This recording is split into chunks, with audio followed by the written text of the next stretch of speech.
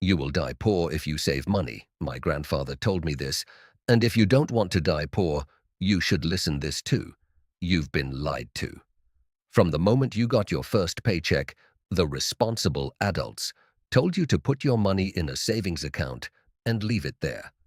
They called it a safety net. They called it financial discipline. They were wrong. In the modern world, a savings account isn't a vault. It's a graveyard for your freedom. Every day your money sits still, it loses its soul. While you're sleeping, inflation is a silent thief, shaving off the edges of your hard work until your nest egg is nothing but a pile of cracked shells. If your financial strategy is built on hoarding paper, you aren't being safe, you are being fearful. And as the Stoic philosopher Seneca warned, the man who fears poverty is already poor. You are trading the limited energy of your youth for a currency that is melting in your hands. If you want to be wealthy, you have to stop saving and start deploying. To understand why you will die poor as a saver, you have to understand the Stoic concept of indifference. Money is a preferred indifferent. It is better to have it than not, but it only has value in its utility. A Stoic doesn't hoard for the sake of hoarding.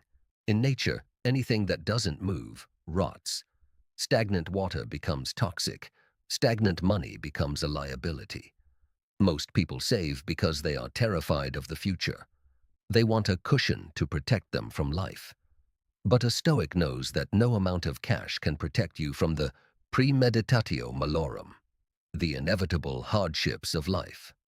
By hoarding cash, you are attempting to buy a sense of security that doesn't exist.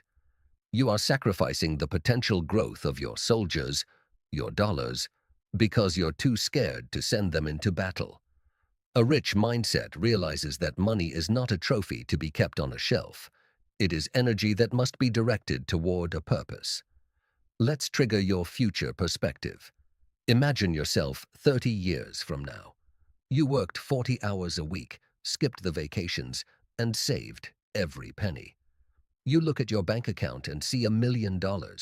You think you've won.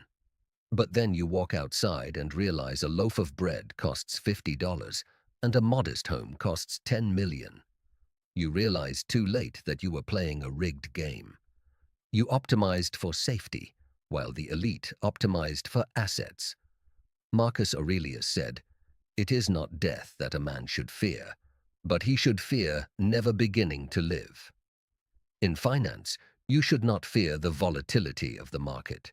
You should fear the absolute certainty of your money's devaluation. Every dollar you refuse to invest today is a piece of your future self's autonomy that you are voluntarily surrendering. You aren't avoiding risk by saving.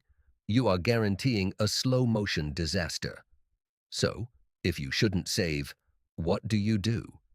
You become a financial architect. The rich mindset doesn't see a bank account. It sees a resource pool. You must build what I call the Stoic fortress. First, you establish your minimum survival fund, 3 to 6 months of expenses, not to get rich, but to achieve ataraxia, or peace of mind. Once that fortress is built, every single cent that flows into your life after that is a soldier to be sent to the front lines. You invest in things that own the future. You buy pieces of the world's most productive companies. You buy land. You buy assets that produce value while you sleep. A saver works for money. An investor makes money work for them. This is